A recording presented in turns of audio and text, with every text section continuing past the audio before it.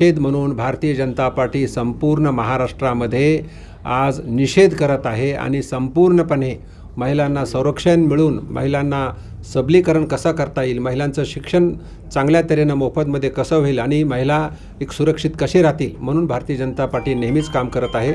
मी आणि स्वतः आमचे भाजपचे जिल्हाध्यक्ष, सर्व पदाधिकारी, महिला पदाधिकारी आत्ताच क्रांती चौकामध्ये निदर्शनं केली आणि आम्ही महिलांच्या बाजूने पूर्णपणे उभा आहोत आणि या जी काय दुर्दैवी घटना घडली त्याबद्दल नरधाम जे कोणी दोघं तिघं असतील का जे असतील त्याच्यामध्ये ज्यांनी कट रचला असेल त्यांना ताबडतोब फाशीचीच शिक्षा झाली पाहिजे अशी आमची मागणी आहे आणि ही फाशी भर चौकात दिली पाहिजे। विरोधक देखील त्याच चौकामध्ये आंदोलन करतात ज्या चौकात तुम्ही आंदोलन करत होतात। विरोधकांना माझा प्रश्न आहे, त्यांना आंदोलन करण्याचं कारण ही शेवटी आपली डेमोक्रेसी आहे, लोकशाही आहे।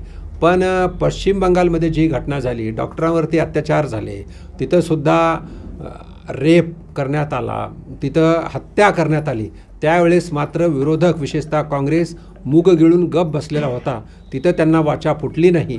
म्हणून त्यांचं हे आंदोलन जे आहे एक महाराष्ट्रातल्या निवडणुका डोळ्यासमोर ठेवून केलेलं आंदोलन आहे, पण आमचं आंदोलन संपूर्ण देशव्यापी आहे।